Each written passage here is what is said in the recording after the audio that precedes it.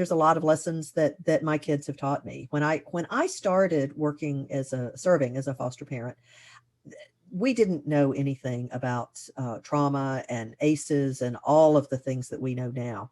And so we just had to learn by trial and error. And all of the parenting manuals that I had, they were great. My sister she married her high school sweetheart, married 3 kids. They're still together. She kept handing me all these parenting manuals from Focus on the Family and all of these other really, really great programs that were wonderful for her. But they didn't help me very much because my kids were coming from a different perspective and coming from different experiences. So I had to learn about, we call them trauma triggers. Back then I didn't know what was happening. So we know much more now than we did back then. But at the same time, there's a lot of principles that stay the same. So one of the things that I have talked to, I wish I had thought about this in time to put it all in my book in this format, but that is the fact that our kids think in terms of stories.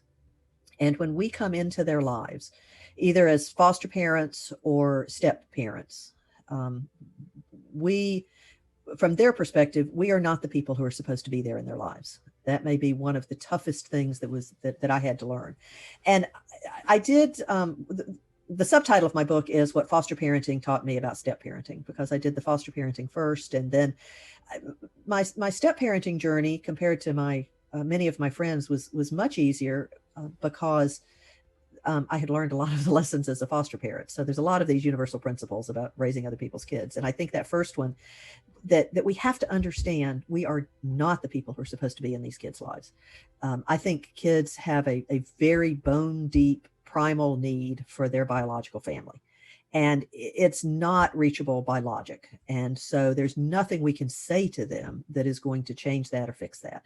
And that's why, for example, you guys have all seen this, as soon as kids age out of the system, the first place they head is to the biological family that their caseworker was trying to keep them away from, or the family that the system was trying to protect them from. They just head straight back there. And it's because of that need. So we can never replace their biological parents. And that's okay. We just have to accept that fact that that's okay. We're not the people who are supposed to be there. We are the people who are there, and we should never apologize for being the people who are there.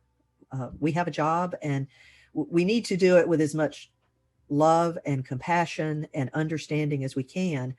But at the end of the day, our job is to keep them safe and to set boundaries. So it's a very difficult job that we've taken on, being the person who's not supposed to be there.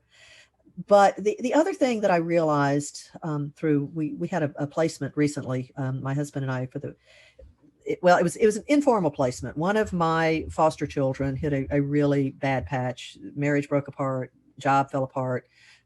Some level, I'm still not quite sure, some level of addiction to prescription drugs. And just a lot of issues. And that child called us and said, I have a 13-year-old that I can't take care of anymore. And I don't have anybody else that I trust. So we took on a foster grandchild, foster care 2.0, which I had not planned on. That was not in the training that I had gotten when I first started being a foster parent. And it was not through, it was through a private placement. It was not through the system, at least not initially. And I have to say that was it probably has been the most difficult placement that I ever had. And I would have thought going into it, well, it'll be easier because this time I have a husband to help me. I'm not single like I was the first few times around. And so I'll have that extra pair of hands. Our children, my stepchildren by then, all of them were adults. And so I'll have their support. So I have a much larger support system. What I had not counted on was the fact that this child's trauma was so much deeper than anything else that I had ever encountered, with the rejection from one parent who wandered off, who, by the way, I had told my child was trouble and not to marry and all of that, but kids never listen to us. So there was that trauma that my grandchild had suffered. And that sort of ran into the anxiety and depression, and then the whole pandemic added a whole new level of stress and difficulty. And I realized through a lot of this that sometimes there's just nothing we can do. Everything that we try to do to help kids, their narrative inside their head is so strong that they cast us as the villain. And I realized we as a species, we're all we're just a storytelling species. That's what we do. For millennia, we have used stories to make sense of the world around us and what's going on. And so kids are hardwired to think in terms of stories. And of course, they're always the hero in their story. And so when you think about the pattern of fairy tales and stories, you always have the hero who is trying to get to a goal, and there's a villain trying to stop them, and there's a mentor who is trying to help them. And there's a whole lot of other different characters that you can fit in, but every story has those three. And so the question for us is, how are the kids going to cast us? Are they going to cast us as the villain or the mentor? Are we stopping them from reaching their goal, or are we helping them reach their goal? And sometimes the goal that they want is just not safe. And there is no place for us except to be the villain. And we just have to accept that and still move on. And that's why I said every story has a villain. The kids they're not going to cast their biological parents in that role. They're not going to cast people they care about as villains. So it's going to be the caseworkers, the system, or us. And sometimes there's just no way out, and we still have to do our job, even though we're the villain of the piece. Where we have the option, though, where we have kids who are willing to accept us, there's a lot we can do to cast ourselves as the mentor. And so if you think about, again, I love to go back to fairy tales. And if you think about the fairy tales, all had the step parent as the villain. I joked with my stepsons when I first got married. I'd say, oh, no, I've never done this before, but I've read all the manuals. I have read Cinderella and Hansel and Gretel and Snow White. So I've got it down. I know how to be a stepmother here. Fortunately, we had a good enough relationship that it was a joke, but that just kind of illustrates how in the stories, those of us who don't belong there, step parents or foster parents or part of the system, it's just a ready-made role that sort of, there's just this real strong temptation for the kids to slot us in there. But if you go back to the fairy tales and all the great stories and look at some of the characteristics that the mentors have, one of the things that we can learn from them is the unconditional love and acceptance. Now, that doesn't, I always make a distinction between unconditional love and unconditional commitment to kids. Our commitments have to have boundaries. We have to, in order to have healthy relationships, have boundaries. And there's certain things that we have to let kids know, we just don't cross this. One of the really, really hard parts with this grandchild that we were raising was we got to a point where the suicidal ideations and tendencies became so strong that we just couldn't keep that child safe anymore. You know, I couldn't lock up the knives. We had cutting behavior and suicide attempts, and I just couldn't stay awake 24/7.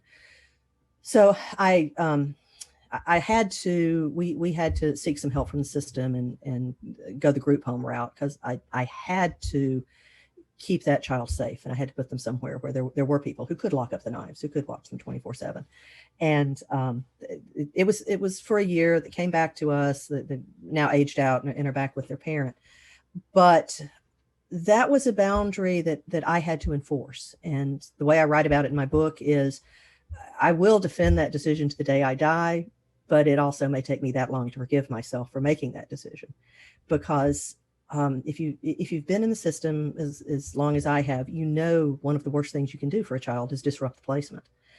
But that was a necessary boundary. So on another level, you know, we can all have personal boundaries. I've always been very clear with my kids that I'm happy to have discussions with you about anything, but I do not let people cuss at me. And I don't worry about when I hear my kids, use all sorts of language over the phone or talking about things, but it's just one of my triggers. And so I learned this as a young lawyer because I grew up as a lawyer back in the day when it was acceptable to yell and curse at your subordinates. And it took a lot of courage for me to stand up and say, well, obviously this isn't being productive. I'll check back in with you when you're more calm, and walk out the door of someone who controlled my career and my life. And so I decided, if I can do that to someone who controls my life, I can do that to a child that I'm taking care of. So I've just always, whenever they get to the point of calling me names, I just say, okay, we will reconvene this conversation when we can both be more calm. And so that's the kind of examples of boundaries that you have to enforce. So commitments have boundaries, but as I've, and I have adult kids now, my husband and I, they're two of our 7 kids who are estranged from us for reasons that we can't control, decisions they've made. And I've always said to them, I love you. I care about you. You are welcome back anytime. We are not giving you any more money, but we do care about you whenever you want to come back.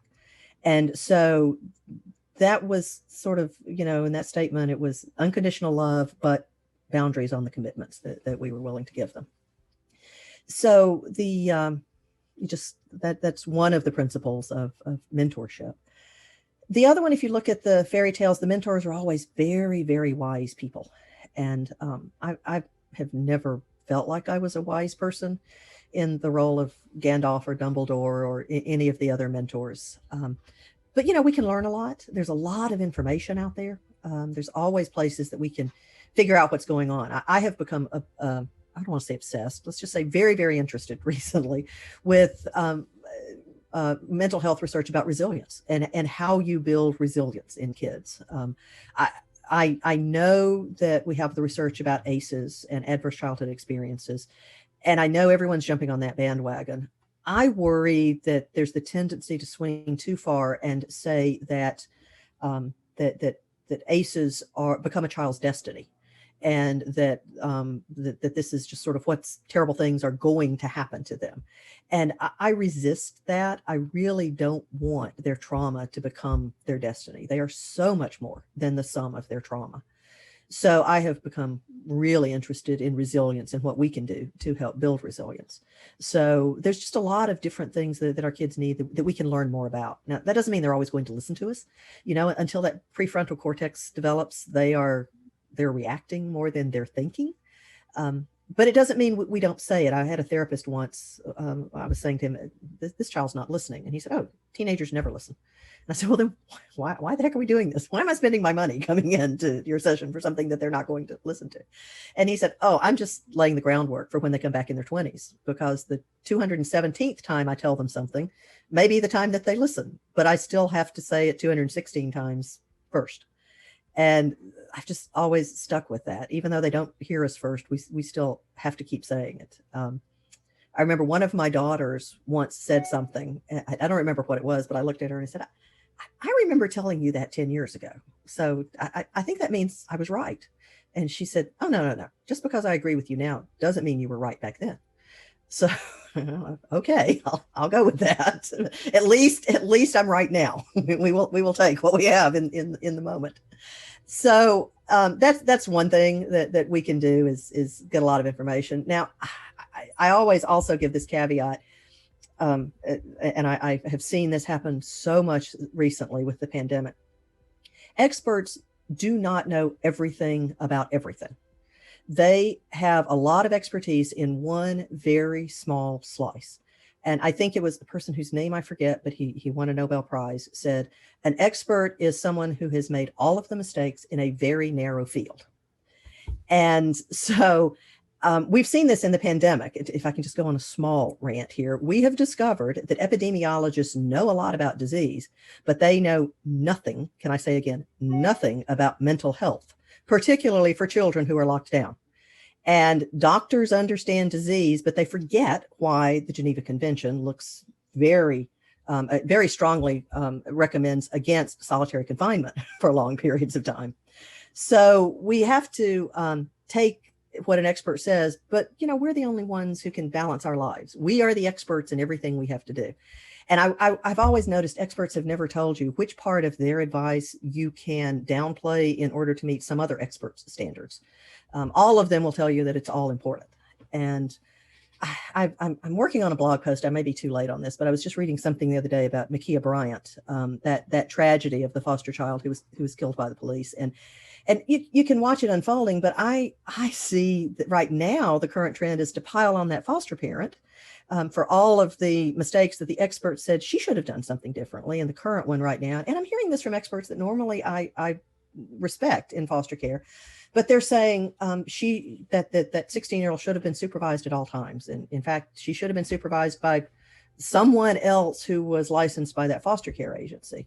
Well, yeah, that sounds good. But if you are going to place a 16-year-old with someone and require that they be supervised 24/7, first of all, you're going to lose all of the working parents and all of the single parents who otherwise would be good foster parents. And then secondly, you've got the downside of a 16-year-old who never learns how to manage themselves and become independent and live without adult oversight. And if they don't learn those skills, then when they age out of the system, they're going to really, really have trouble. So I think, this current trend of finding one or two things that someone could have done, and then the experts speak out against it, it's incredibly unrealistic, because they, like I said, they know their field and they know what they've written before, but they don't have a good sense of the entire overall picture. So one of the last things that I would mention with good mentors is they let kids make their mistakes and learn from them. If you look at all the fairy tales, most of the or the good stories that we love and that our kids latch on to, the kids, the hero, they make a lot of mistakes. In the Star Wars saga, Yoda let Luke leave and go off and try to take care of his friends with the disaster that was. And so we want to protect our kids. We really want to try to keep them from making mistakes and having the hurt that comes along with it. But again, going back to the mental health research that I'm such a wonk about, we're starting to discover that when kids are bubble wrapped and completely removed from all stress, that it has the same impact on their psychological development that pristine environments have on their physical development. Kids who grow up in totally antiseptic environments develop a lot of diseases later because their immune system never develops. It never gets strong enough. And with their immune system, you have to stress it just a little bit in order for it to kick in. That's the whole point behind vaccines. You give them just a little bit of the disease and a little bit of the stress, and it teaches their body how to respond to it when they actually come in contact with measles or smallpox or COVID. Well, the psychological system works the same way. We need to let them face measurable amounts of stress, not toxic stress. We don't try to immunize a child against measles by dropping them in the middle of a measles ward in some third world country. We do it by giving them manageable amounts. And so, and that may be different for different kids. There was one somewhere I have a picture of a sign the school principal posted on the school, the doors of the school, saying, "Dear parents, please, usual check in here when you come in. But if you have brought the homework your child forgot to bring in, please don't come in. They will learn to bring their homework themselves. If you're bringing the lunch that your child forgot, please don't bother. They will learn. They need to learn to bring the lunch themselves." So, and that's wonderful for most kids. If you have a child who has suffered from food insecurity, then, skipping lunch might be a trigger for them, and it might be more stress than their system can handle. So you have to always constantly be worried about which is too much stress, but some stress is important and necessary. And our kids, if they don't learn those skills when they're with us, then they either will never learn them or they learn them the hard way when they're older. I used to always say when I was trying to talk my sister-in-law into not helping her kids with their homework so much, she kept saying, "Well, these grades are important." And I said, they're less important now than they ever will be in the future. So they need to learn to do their homework now. And the more you protect them, the more the stakes go up. And if they can learn it in elementary school, they're better off than if you delay their learning until college. So that's sort of the short summary of all the things that I've learned and the things that I've talked about in my book. I really am a big believer in the law of logical consequences, and giving kids consequences that are related to what they're doing. And so I'll close with one story that my friends think is hilarious. And that is, my husband and I had a child who, I don't know if hoarding's the right term. It wasn't food hoarding. It was dirty dish hoarding, I guess. And the room was just constantly a mess. And we tried everything we could think of. And, but doing, as is common with traumatized kids, if we went into their space and did room inspections, that caused huge trauma trigger issues, and I've always believed kids need some space where they can retreat from adults and that belongs to them and that they control.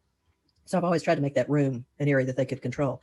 On the other hand, I didn't want roaches and rats being attracted by all the dirty dishes. So fortunately, we had a resource that we finally kicked in, which was I just told the teenager, okay, I will not do room inspections anymore, but our beagle is going to be doing room inspections. So I will leave it to you and the beagle to decide how clean your room is.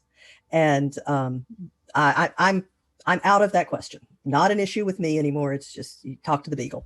And it didn't completely solve the problem, but it made it much, much better. And I think it was because, I could talk about rats and mice, but the child didn't see them. And, but the beagle was just impossible to ignore. So and the beagle was impossible to reason with. And, whenever the child came complaining to me, I'd just say, if she thinks there's food in your room, then there's food in your room. I am not going to second guess the nose of a beagle. So it, like I said, it made life much easier, got me me and my husband out of a real spiral, I guess is probably the best way to put it, an endless problem. So it worked very well. So I will quit my monologue. I'm a lawyer. I could keep going for a long time, but I will let you guys speak up and ask questions or comment. Well, Debbie, thank you so much. Every time you talk, I write notes. So I have a whole page of notes here, but I wanted to just open up to Q&A and some conversation. I know that we have foster parents and adoptive parents and social workers and former foster kid on the call. And so curious to know who has questions or comments.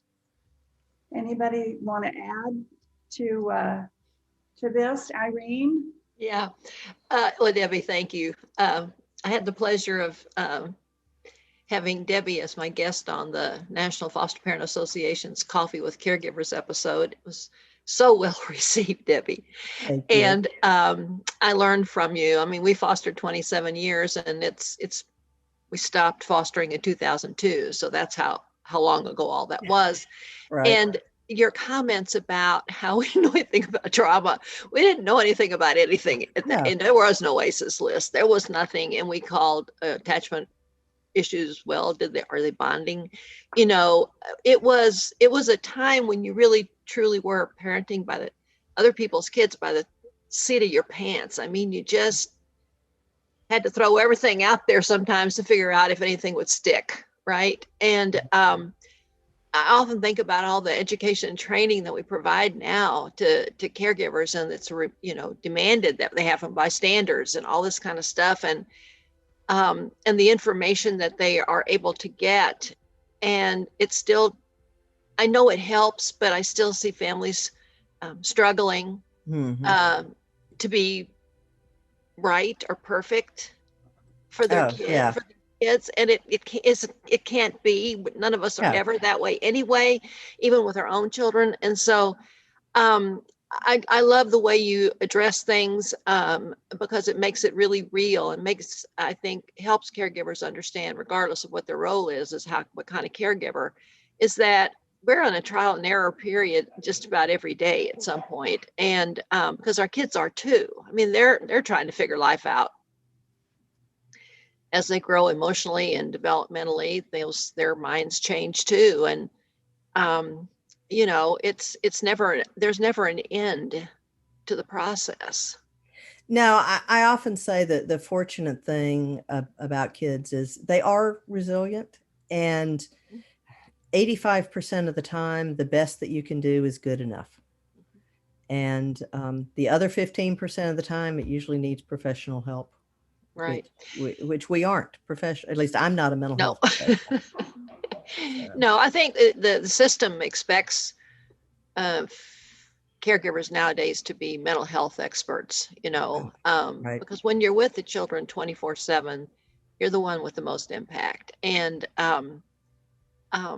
but showing our flaws, I think, and our imperfections are oftentimes as important as trying to be that perfect parent, because it helps them understand that we're not any different than them. We make mistakes, we screw up, and we can apologize for it and, try to correct things.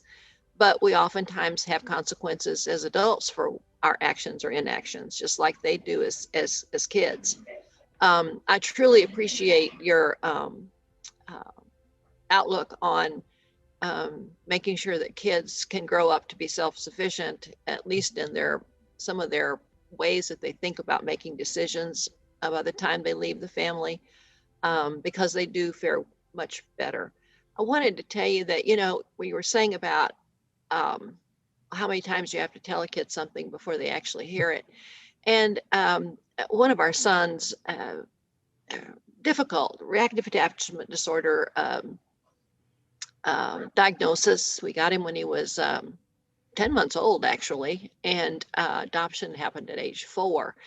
But as he grew up, he was very difficult. And the psychologist who did an exam on him when he was 13 said to his face, which we never went back to this guy, but anyway, you have no conscience. You're going to live your life in the penitentiary. Never marry, because you will never be able to communicate with a spouse, and certainly don't have any kids. Oh. Yeah, what a horrible, horrible person. And Right. And was somebody we were sent to by a post-adoption program. So of course that relationship ended pretty quickly, and then we had to really work hard with him to undo that brief minute of what that man said. So Wow. he left home at 17, his senior year in high school. He left home because his birth parent mother, so a grandmother, showed up and said, "Oh, you come to us, you won't have this miserable life." So he did, he left. And so when he was 21, he came home and he just walked in my door and he said, "Mama, all that stuff you and Daddy kept telling me over and over and over, and my Sunday school teachers and everybody was telling me, how y'all kept talking. That's what he said to me." I said, "Yes." And he said, "You know what? I pushed it away as hard as I could, but it went in me anyway." And he said, "It's all starting to come out now, Mama, and I'm going to be a good man." Oh. And he is. Wow. He is a superb man, a beautiful family, wonderful husband, great kids, lovely grandchildren. I mean, has made us so incredibly proud.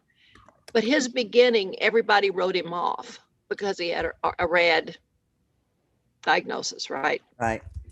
And it's part of that trauma is destiny sense. Yes, and that's why I appreciated so much we said about the ACEs, because it's a tool. That's what it is for me. Right. It's a tool. It's not a diagnosis. It's not a future. It's a tool to help you look at what we need to do to help you have a better future.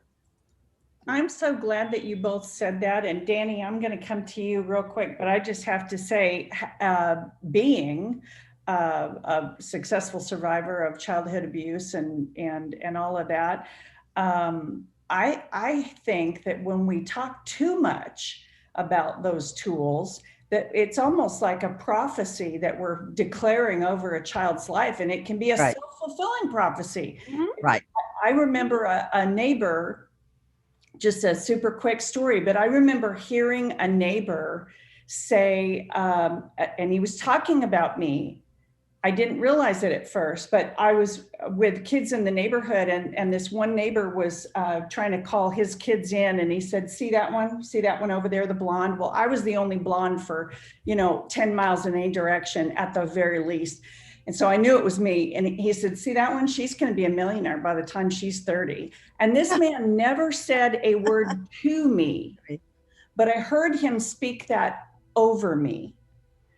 And I forgot all about it. But when I was 29, it was before my 30th birthday. When I was 29, I ran my P&L and my balance sheet with my company, and I went, oh, I'll be darned. And so it's the flip side of this whole, notion about intersectionality. If I sit down with a little worksheet and I say, well, let's see, I was abandoned and I was abused and I was this and I was that and I was this. And I get all these points because of it. Ooh, look at me. I have this, like a lot of points. Oh, how awful. How awful.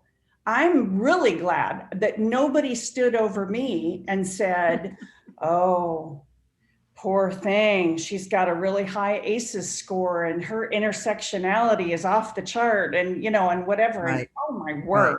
That's awful. So anyway, Danny, I know you had your hand up. Yes, I'm a former foster and trauma survivor who's also, I haven't been quite as successful as Rhonda, but I've been successful in my life to ultimately discover, that all these things didn't define me. I made comments here while you were talking, Debbie, about reshuffling the deck, and I'm out there now trying to help other kids reshuffle their deck. But what I really liked about what you were saying and the advice to give to the foster parents is you got to remember these kids don't come from normal backgrounds, right. Okay? They think where they were was normal, right. And everything you do for them is strange. And they can't trust almost anything because, depending on what has happened to them. So not only are they not supposed to be there, but if they've been moved around, they don't know how long they're going to be there. They don't know who they can trust. They don't know what is reality. And it's a fairy tale nightmare to them, right. Because they don't know what's coming next and who to trust, and no one's helping them. So, some people will take the words that Irene's counselor spoke as a challenge, and they'll say, no, I'm not. But unfortunately, too many of them are already beat down, and that gives them permission to give up. Yep. Right. So, right. It's just incredible. Yeah. And then there's the kids, some of whom I dealt with, that their coping skill is to run away. So they can always take ownership and agency by just not staying. Mm-hmm. Well, I will sheepishly admit that in my lifetime I have moved 34 times. And I have career ADD, Danny. So some of that was getting out of town because I couldn't take it anymore. Right. Not all of it, but yeah. Well, runaways run away. It's what they do. It's how they cope. Yeah. Debbie, I would love for you to, or for all of us to talk a little bit more about how can we build resilience in kids. And there's something that I've heard you say before, and I don't know that I may have missed it. You may have said it and I missed it, but there's something that I've heard you say before that really resonated with me. And it was something to the effect that there is never going to be a better time or safer time to let kids experience the consequence of their actions while we have them. And so I think that builds resilience. And I'd love to hear from everybody here. What do you all think builds resilience in the children within our influence? Amber, do you have some thought about that? Amber's written a book that's going to come out later on this year, Finding Hope, the Art of Healing from Hardship. And so I bet, Amber, that you've got something to say about resilience. Well, first of all, Debbie, I have been blessed to read your book, and I absolutely love it from the perspective of a foster kid, a social worker, and a foster adoptive parent. I think it gives some good humor and some good practical skills too. And I like that realist check sometimes, and you provide that really well. So Thank you. I enjoy that. So for resilience, I really think sometimes failure, and you said this in your book, is a beautiful journey, because inevitably we're all going to fail as foster parents, as kids. And so teaching the concept that failure is not the end, it is an opportunity. That, because we're going to learn from that, and being able to, be resourceful and use your dog to go into the room instead of you. You're teaching that resiliency, you're showing resiliency as a parent, but you're also letting them fail so that they can learn that themselves.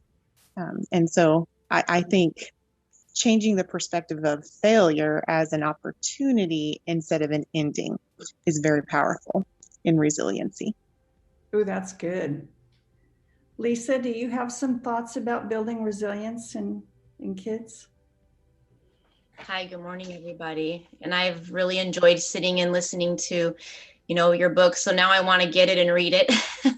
Thank you. Thank you. In the chat. Yes. So I was just thinking, I took notes. You should see I have like 2 pages of notes myself. So I really have a lot of takeaways from this. But mainly what I was thinking of is, I heard a message recently about how when in the olden days, when you would develop film, it happened in the dark. So in thinking about that, a lot of dark times, produces character and development in people. And when you're going through those dark times, you don't acknowledge that or see that, but it helps to build the resiliency. I think I'm guilty of it myself, rescuing my teenager, so you've spoken some tools for me, because it's so hard. Like I put in the comments, like balancing that. Am I neglecting my loved one? Am I, by ignoring these things and letting him learn on his own and not, teaching him these things, or, calling the teacher, emailing the teacher, getting involved, and then stepping back and allowing the failure to happen in some areas so that they can learn how to be more responsible. So I'm still trying to find that balance myself as a parent. However, I think when I look at the other side of it, because I think a lot of stuff you guys shared already was great, it's building up and affirming. So I think, like, Rhonda, you shared a lot of times, like just hearing that thing, that one comment that wasn't directed to you, but you overheard it, it like planted a seed in you. Mm-hmm. So I feel like when we affirm, when we build up people, that builds resiliency. We need to believe beyond what you see. You need to believe in the person, because they have already feel horrible about themselves, and that they're probably a failure, and they don't have strong attachment, like you said, reactive attachment. So when those things are occurring, they need to build that up. And so putting like a positive into a bank account, depositing good, into them, seeing beyond the circumstance and the issue at hand. So I think on the other side of it, looking at the good, even if there's nothing good that you can actually see in front of you, still pulling something to say into their life, to pour goodness into them so that they will hold on to that. It's like planting a good seed that will grow and be watered over time. So that's all. That's what I wanted to share. That's awesome. Thank you. That's awesome. Yeah, that's encouraging, because I have to let go of the thought that I will see how the plant turns out. It's just keep doing it and keep hoping, and I may never see it. So that was a big part of it. I will say on resilience, on finding that balance, I don't know where a good place is for that balance between protecting kids and letting them, but I've learned over the years that if I ask myself, what is the worst thing that can happen? And that means realistically happen. I mean, if I let my child play out in the yard, the worst thing that can happen, people will tell me, is someone will kidnap them. Well, realistically, they have more chance of getting struck by lightning than they do getting kidnapped by some stranger. So it has to be realistic. Worst thing that can happen. I mean, you leave a toddler playing out in the yard by themselves, realistically bad things can happen. With and I use an example of my youngest stepson was he finally hit a course that he needed to study for in his junior year of high school, and he didn't know how to study because it had been so easy for him after that. And we kept suggesting various things, but he didn't want to admit he needed help, so he kept resisting it, and he was flunking the class. And when we went in to talk to his teacher was saying, well, he can do tutoring. I said, yes, he can, but he thinks he can do it without it. And the teacher said, well, you can force him to. I said, well, we can, but he thinks he can do without it. And the conversation kind of devolved into, he's going to fail, the teacher was saying. We said, yes.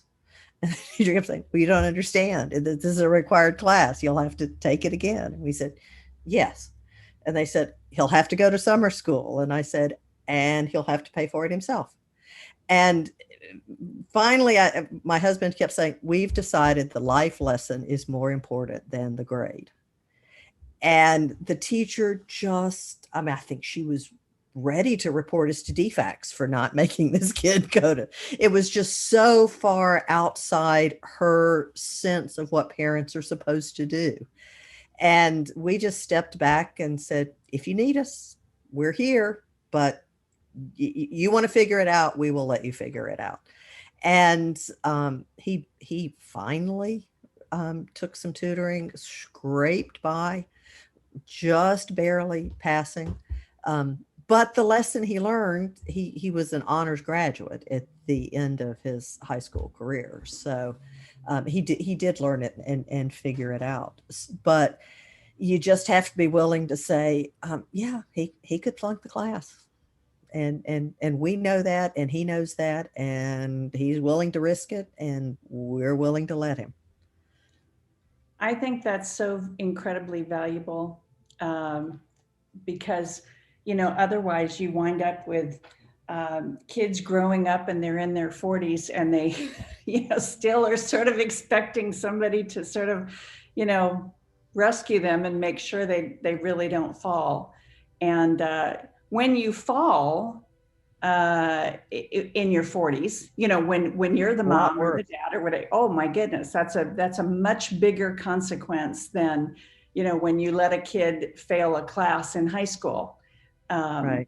But I think we tend to think it's the end of the world, and we're supposed it's the end of the world. Well, especially since we put so much emphasis right now on grades and college. Yeah, that was part of the teacher kept saying, well, he won't get into a good college. And we said, well, maybe not. He may be a plumber. And she was just appalled at that. And I said, I've paid plumbers a heck of a lot more than I've paid people with master's degrees over my lifetime. So vocational skills are not second best. They're it's a perfectly good. So it was just, we were willing to let him find his own way. And the way I say it, and I haven't said it before, Rhonda, is that the stakes are lower now than they ever will be again. That's perfect. Yes. That's what I've heard you say. And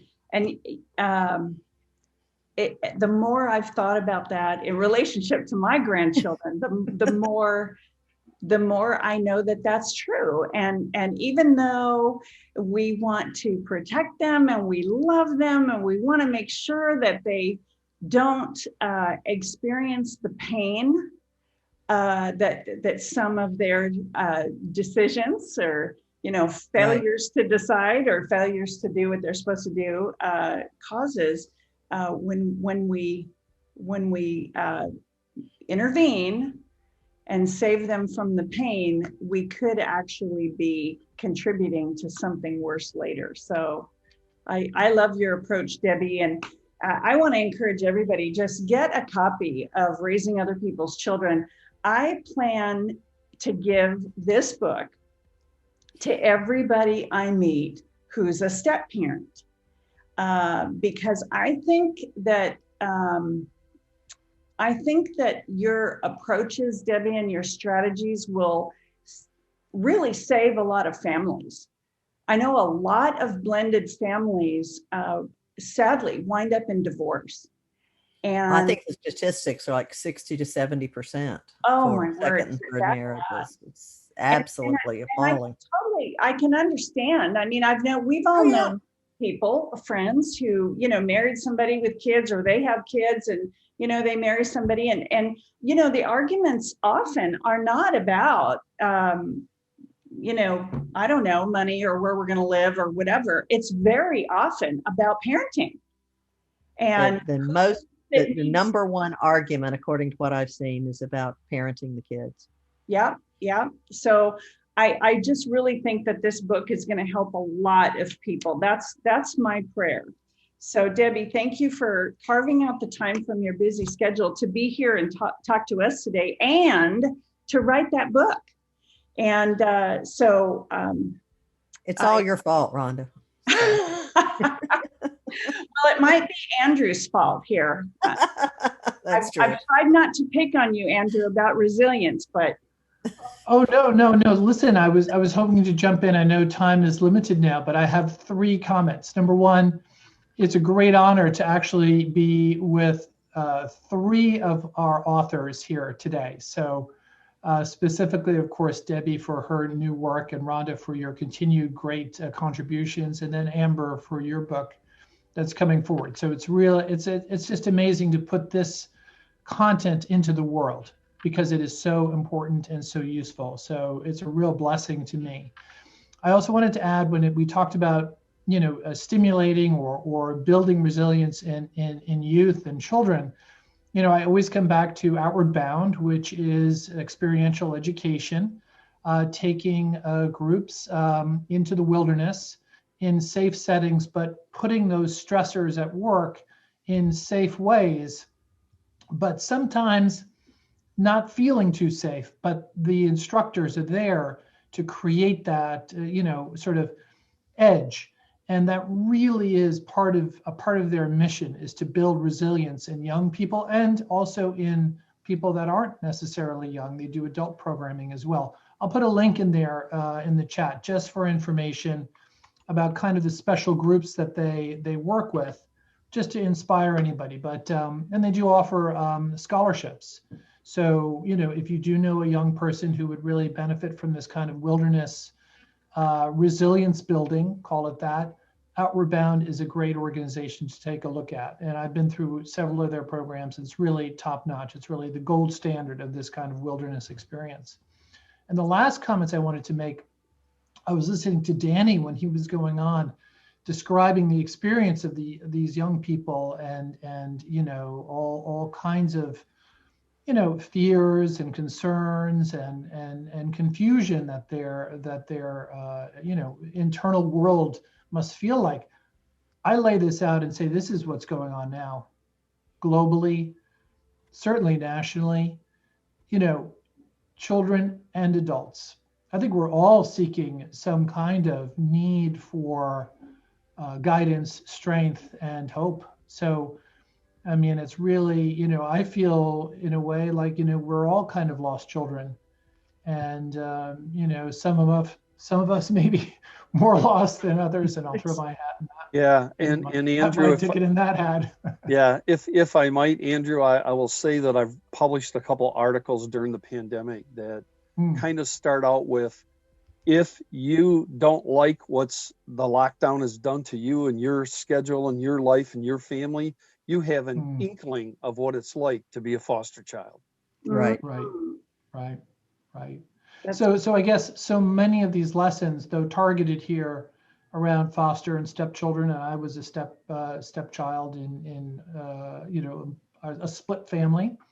So many of these messages and these insights are really applicable to each and every one of us, to be our own parent in some ways. So anyway, great work, and thank you for having me here. That's Andrew. great. Thank you. And thank you all. I hope that you'll go on to loveisaction.com and register for our future events. We do this on the second Friday of every single month. And I'd love to have you all back and tell your friends. You know, we have great speakers and subjects, content, and it's all free. We're just trying to put our love into action. So I hope that you'll share that, you know, with your friends. But thank you for being here today. And thanks again, Debbie, for a great book and a great conversation. Thank you for the time. I appreciate it.